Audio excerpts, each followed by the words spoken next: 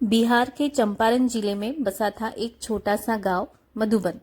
वहीं एक टूटी सी झोपड़ी में रहता था अजय, एक निर्धन युवक जो जीवन की हर मुश्किल को मुस्कान से हराने का जज्बा रखता था। उसके पास न कोई जमीन थी, न दुकान, न बड़ा परिवार। सिर्फ थी तो एक छोटी सी खटारा साइकिल और उसके भीतर की बेजोड़ समझदारी। अजय रोज सुबह 5 बजे उठता, साइकिल पर झोला टांग कर पास के कस्बे जाता। वहां से पुराने अखबार, फटे पोस्टर, पुरानी किताबें और टूटी चीजें सस्ते दामों में खरीद लाता। लोग उसे पागल कहते थे।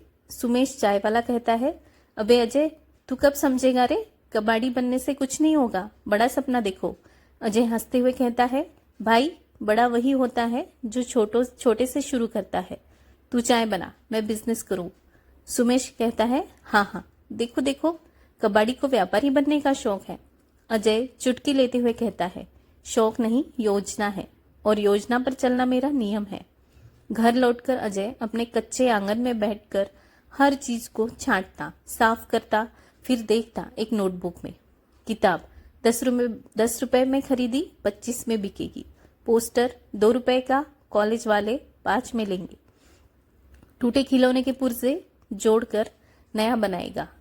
अजय नोटबुक में लिखता है, बुद्धि लगाओ, मेहनत लगाओ, पैसा खुद ब खुद आएगा। अजय अब हर दिन की कमाई को थोड़ा थोड़ा बचा रहा था। 2 महीने बीते और उसने जमा कर लिए थे पूरे 850 रुपए। उस दिन वह पास के कस्बे में गया और देखा कि स्कूलों के बाहर स्टूडेंट्स फटी कॉपियां, पुराने पेन, टूटे बैग फेंक जाते हैं। अजय की आंखें चमक उठी। अजय धीरे से मुस्कुराते हुए कहता है, समस्या वही होती है जहां लोग चीजों की कीमत नहीं समझते, और मेरे लिए वही अवसर है। अजय ने कुछ स्कूली बच्चों से दोस्ती की और उनसे कहा, देखो बच्चों, जो भी फालतू सामान है ना, पुरानी किताबें, बैग, पेन, सब मुझे दे दो। बदले में तुम्हें मिलेगा एक मजेदार गुब्बारा या रंगीन पेंसिल। बच्चे खुश होकर कहते हैं, सच में? वाह अजय भैया। अजय ने अपनी झोपड़ी के बाहर एक छोटा सा ठेला रखा। उस पर सजी थी पुरानी किताबें, बच्चों के लिए पेंसिलें, रंगीन कागज और टूटे खिलौनों को जोड़कर बनाए गए नए आइटम। तख्ती लगी थी, ज्ञान की दुकान, सस्ता, सरल और सबके लिए। सुमेश दंग होकर कहता है, अबे ओ अजय, ये क्या नाटक है? अजय सजीव आवाज में कहता है, नाटक नहीं भाई, यह व्यापार है, और इसमें लाभ सिर्फ पैसों का नहीं, विश्वास का होता है। एक बुजुर्ग महिला आई और बोली, बेटा, मेरे पोते के पास कॉपी नहीं है, पर पैसे नहीं है। अजय मुस्कुराकर कहता है, चाची, पैसा बाद में देना, पढ़ाई पहले जरूरी है। उस दिन शाम तक अजय ने पूरे 65 रुपए की बिक्री की। अजय अपनी नोटबुक में लिखता है, आज से मेरा असली व्यापार शुरू हुआ। लोगों की जरूरत को समझना वही असली चतुराई है। अब लोग अजय को कबाड़ी नहीं, चतुर व्यापारी कहने लगे। गांव के मुख्य चौराहे पर थी एक बड़ी दुकान, हरी जनरल स्टोर। हरी जी पूरे गांव में अपनी धौंस और ऊंचे दामों के लिए बदनाम थे। अब जब से अजय की ज्ञान की दुकान चली, हरी को जैसे करंट लग गया हो। हरी गुस्से में कहता है, अबे वो कबाड़ी ठेले वाला मेरी दुकान से आधे दाम में कॉपी बेच रहा है, ये नहीं चलेगा। मुनी चमचा कहता है, हुक्म दीजिए मालिक, ठेला पलटवा दूं? हरी कहता है, नहीं, उसे सबक सिखाने का तरीका होगा। व्यापार में मारो, भाव में हराओ। हरी ने अगली सुबह पूरे गांव में पोस्टर लगवा दिए। हरी स्टोर पर अब कॉपी 3 रुपए में, किताबें सस्ते में।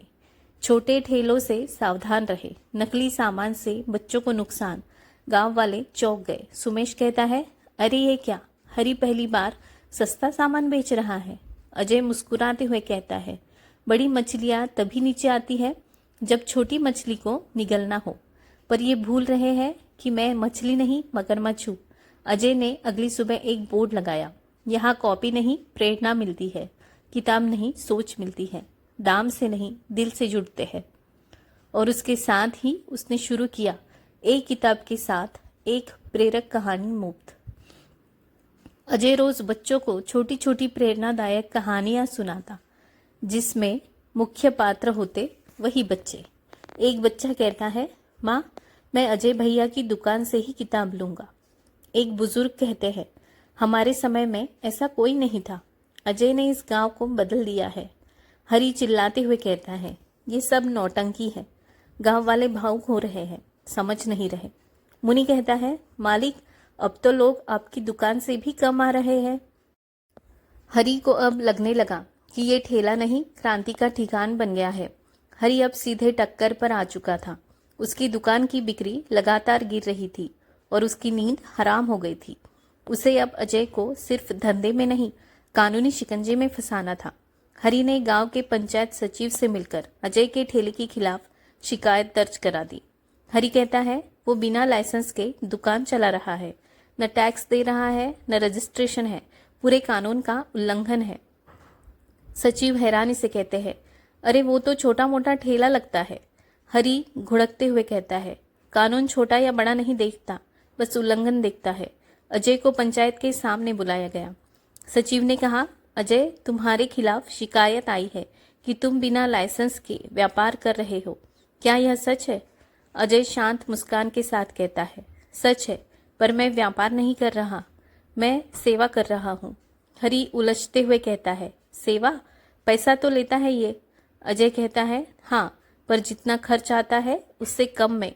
कभी किसी से मुनाफा नहीं लिया।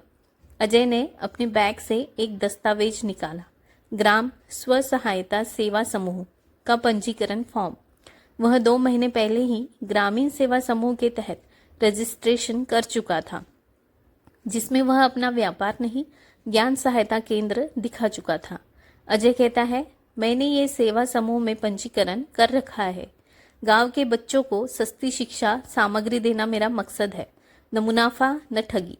सचिव प्रभावित होकर कहते हैं, बहुत अच्छा सोचा है बेटा, तुम जैसे युवाओं की जरूरत है गांव को। हरी गुस्से से पैर पटकते हुए निकल गया। गांव वाले आपस में कहते हैं, देखो उस ठेले वाले ने बड़े दुकानदार को भी मात दे दी। सुमेश हंसते हुए कहता है, सच कहा था अजय ने, चतुराई से बड़ा कोई हथियार नहीं।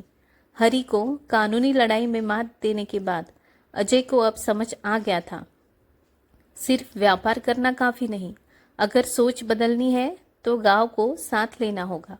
अजय ने गांव के बेरोजगार युवाओं से मिलना शुरू किया।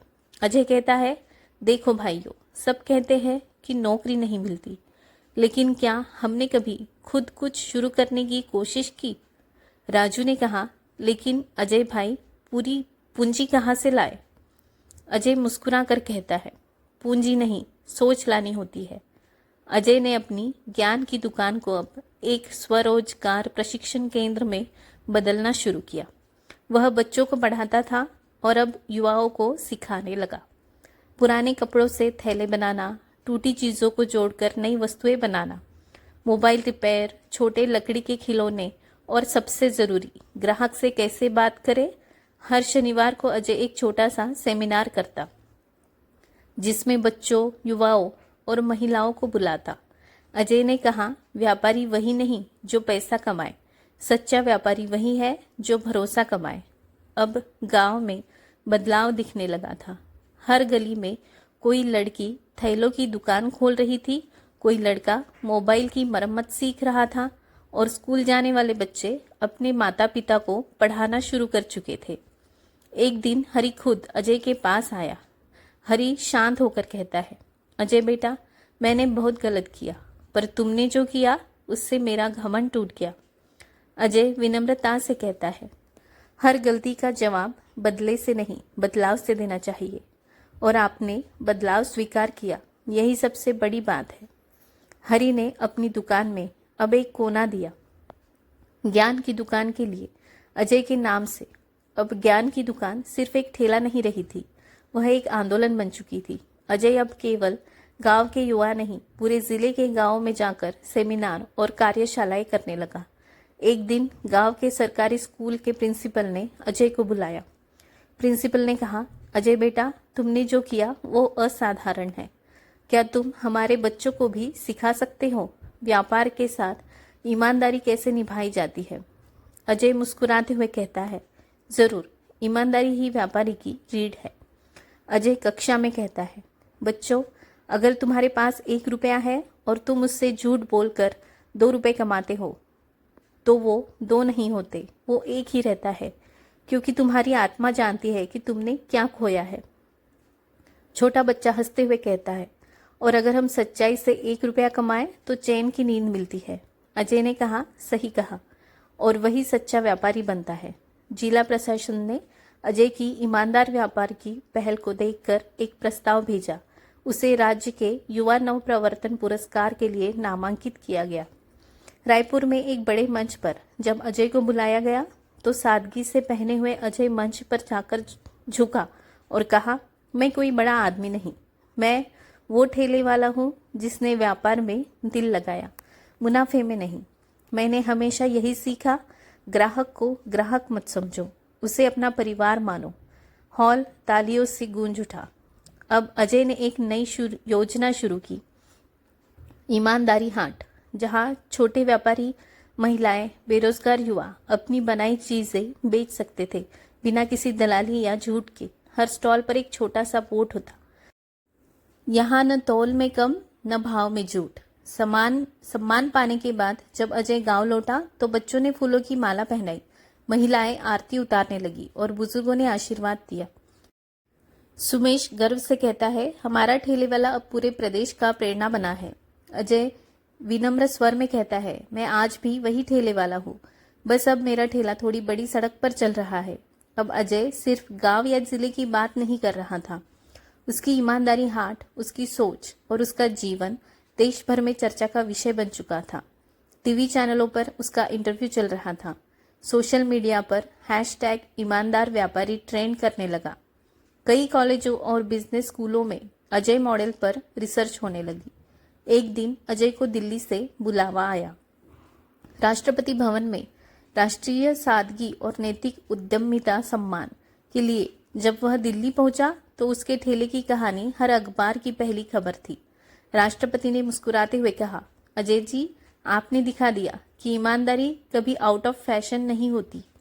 अजय ने सर झुकाकर कहा, मैंने सिर्फ वो किया जो एक अच्छा इंसान करता है। बस मुझे पकोड़े बेचना आता था, और वो भी सच्चाई से बेचे। सम्मान के बाद अजय ने एक बड़ी पहल शुरू की, ईमानदारी यात्रा, जिसमें वह भारत के कोने कोने में जाकर युवाओं को सिखाने लगा कि सच्चा व्यापार सिर्फ लाभ नहीं, आत्मसंतोष देता है। ग्राहक के साथ रिश्ता ईमान से बनता है, स्कीमों से नहीं। अजय के गांव को अब लोग जानते थे, ईमानदारी नगरी के नाम से। गांव की हर दुकान में अब एक छोटा बोर्ड होता, हम अजय के गांव से हैं, झूठ नहीं बोलते। एक दिन एक बच्चा आया, वही जो अजय से कभी पकोड़े खरीदने आता था। बच्चा जो बड़ा हो गया था, बोला, अजय भैया, मैं बड़ा होकर भी ठेले वाला बनूंगा, पर आप जैसा। अजय आंखों में नमी के साथ कहता है, ठेला या दुकान, क्या फर्क पड़ता है बेटा? फर्क पड़ता है कि तुम ईमानदार हो या नहीं। यही असली पूंजी है। अजय की कहानी ठेले से शुरू होकर दिलों में उतर गई। उसने सिखाया कि साधारण होना कमजोरी नहीं, सादगी एक ताकत है। व्यापार की सबसे बड़ी पूंजी भरोसा होती है, और एक सच्चे व्यापारी की पहचान उसकी कीमतों में नहीं, उसकी नीयत में होती है। तो दोस्तों, आपको ये कहानी कैसे लगी है, नीचे कमेंट सेक्शन में ज़रूर बताएं। मैं आपसे जल्द ही मिलती हूँ अपने अगले वीडियो में एक नई कहानी के साथ। धन्यवाद।